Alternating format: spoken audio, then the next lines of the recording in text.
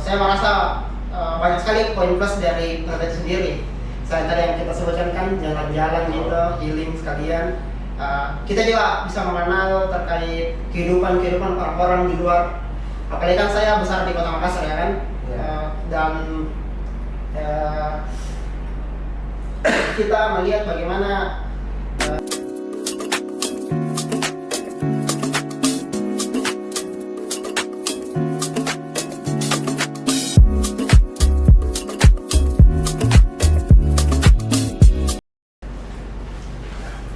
Halo kerabat, jadi balik lagi pada hari ini kita ada di podcast Ngobrol Bareng Kerabat, tempat di mana kita bisa berbincang dengan kerabat, ngobrol santai sambil bahas sesuatu selama kita berproses di himpunan.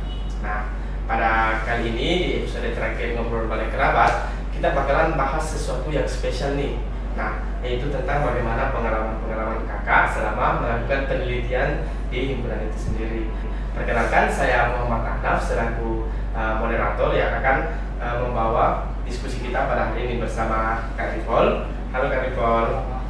Kak Ripol sendiri selaku mahasiswa antropologi Kerabat Tuman Visi Unhas tahun 2023. Nah, pertama-tama saya mau ucapkan banyak terima kasih kepada Kak Ripol karena telah menyempatkan waktunya untuk hadir pada kesempatan kali ini. Nah, pertama-tama saya mau tanya nih Kak Ripol, apa saja kesibukan Kak Ripol belakangan ini?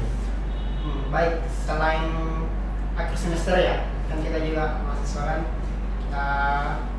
Saya sendiri tuh saat ini menjabat sebagai pengurus di himpunan, dan akhir-akhir ini diperatkan sama kegiatan-kegiatan himpunan gitu.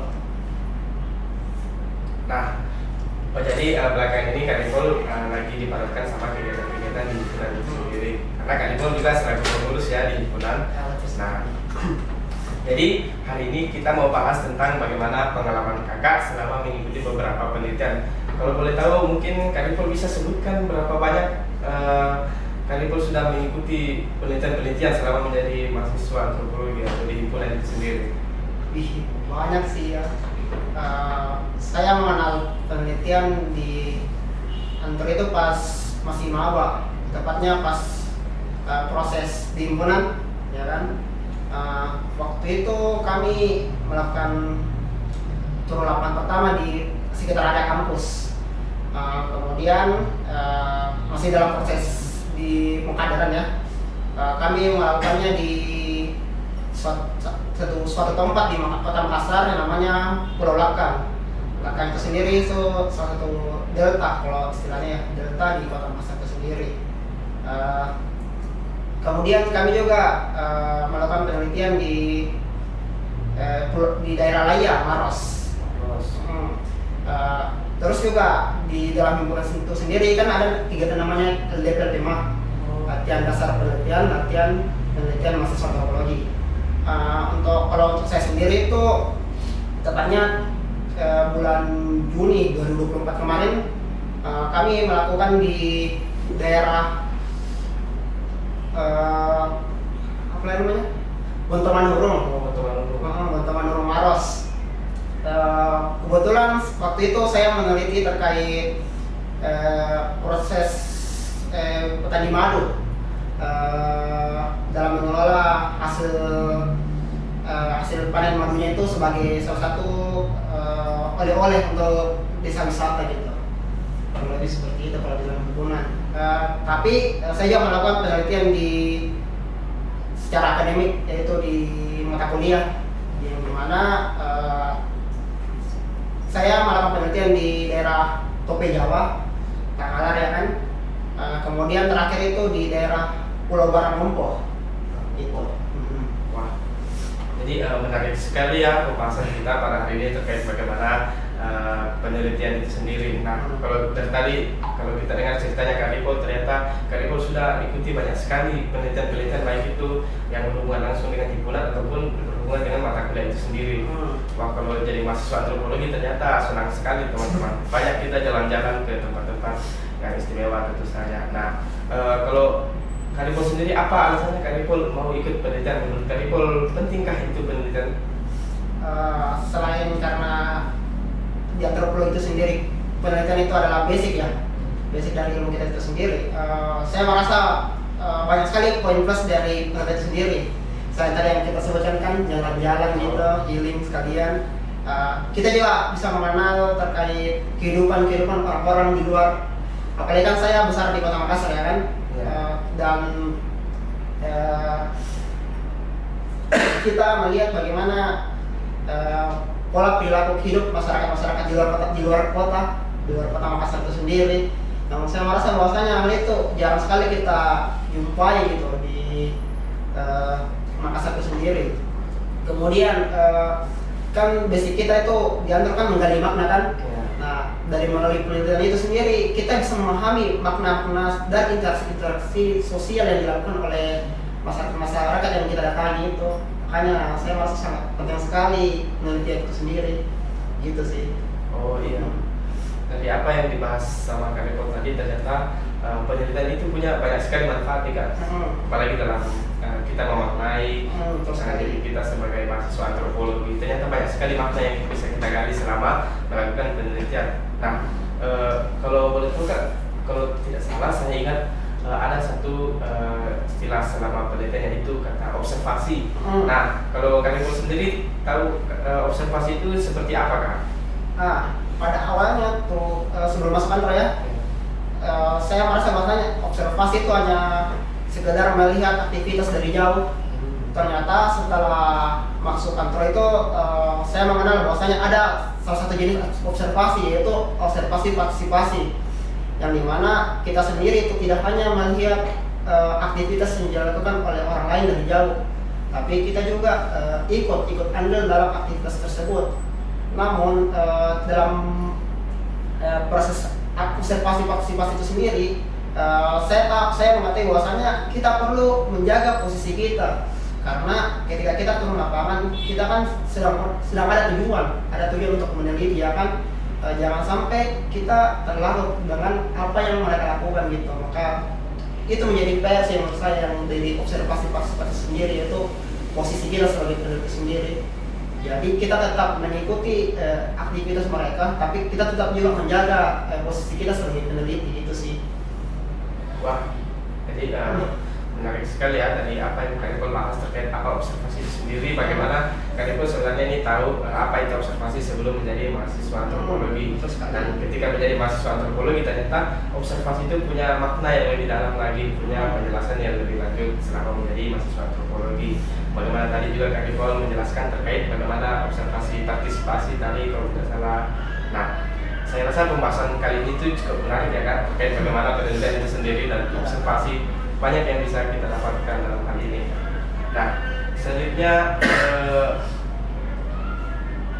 dalam melakukan observasi itu mahasiswa antropologi juga kalau tidak salah mengenal istilah field notes ya Kak. Ya, betul sekali.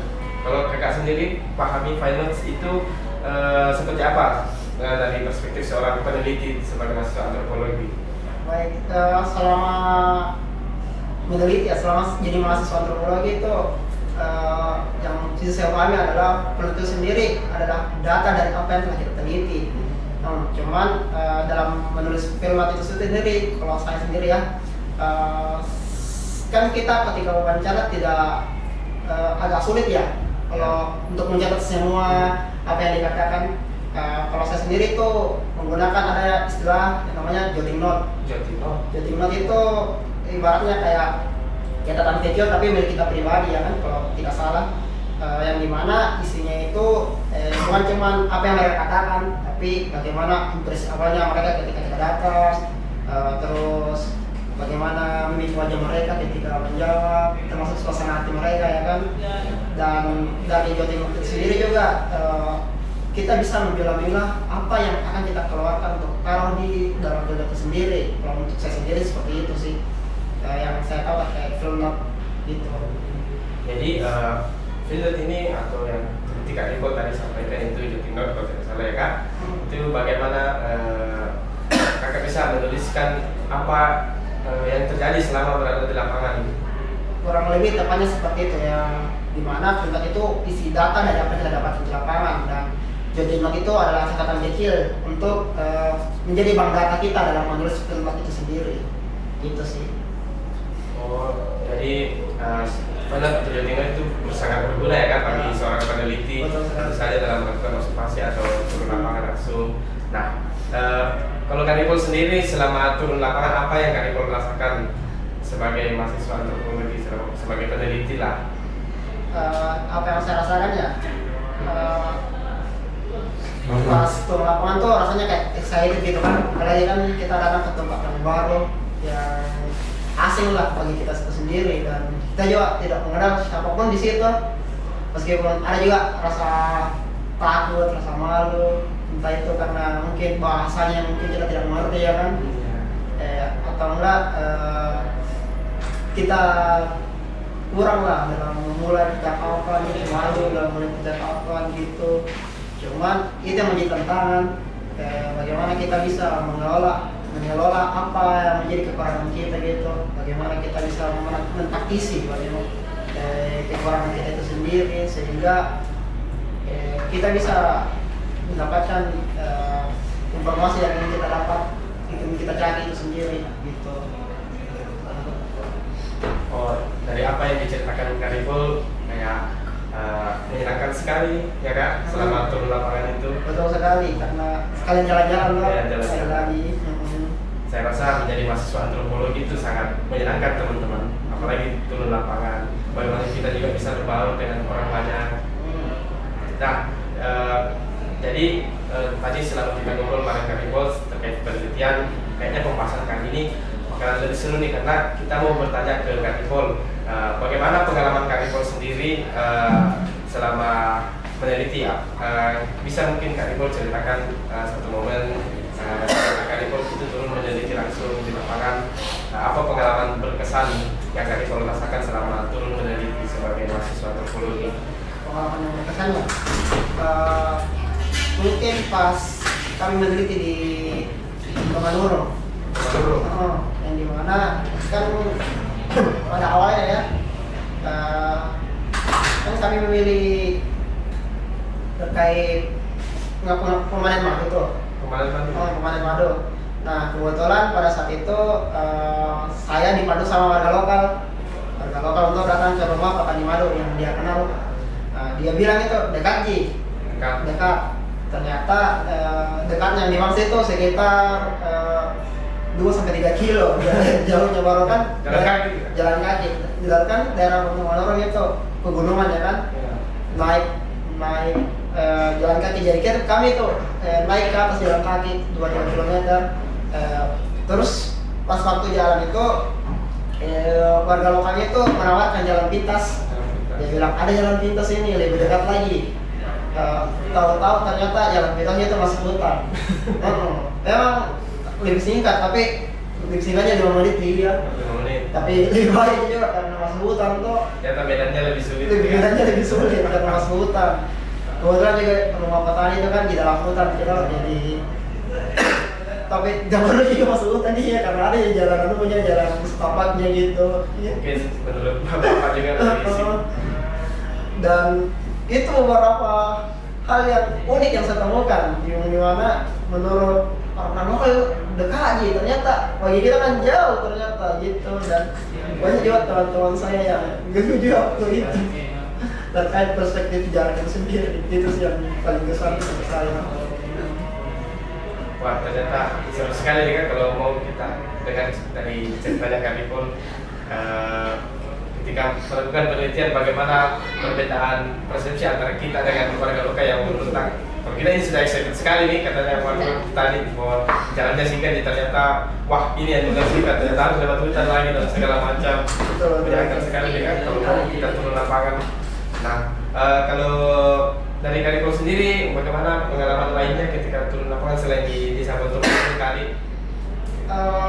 Pengalaman lainnya terakhir sih yang di Baralompo. Di daerah mana juga Baralompo? Itu salah satu pulau di kota Makassar. Kan waktu itu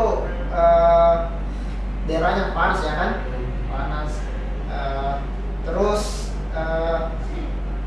pas hari pertama itu kan kami lebih tepatnya seperti pemetaan wilayah saja kan, observasi.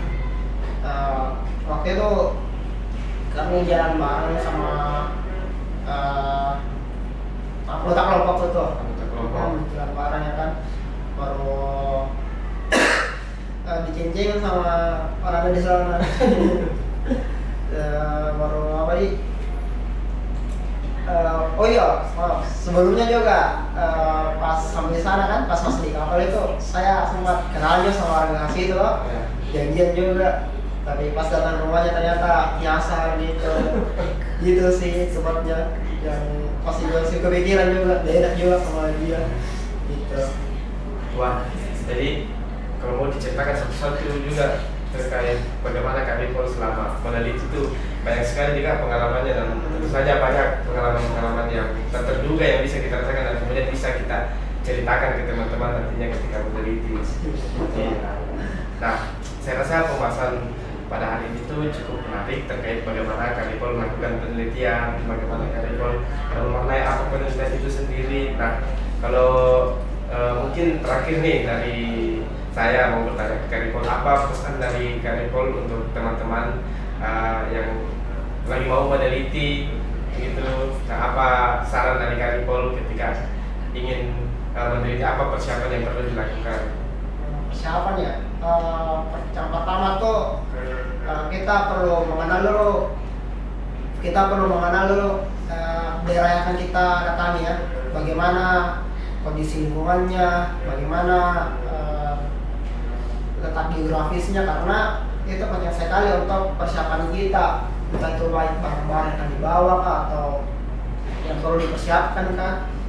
Kemudian sebelum turun lapangan tuh penting juga yang namanya kajian literatur atau membaca topik yang kita cari, supaya ketika kita turun ke lapangan itu kita tidak hanya datang kosong gitu, tapi ada juga pengetahuan yang kita pegang, sehingga pengetahuan yang kita pegang itu kita selaraskan sama bagaimana mereka melihat apa yang kita cari gitu, menyesuaikan gitu sih lebih tepatnya.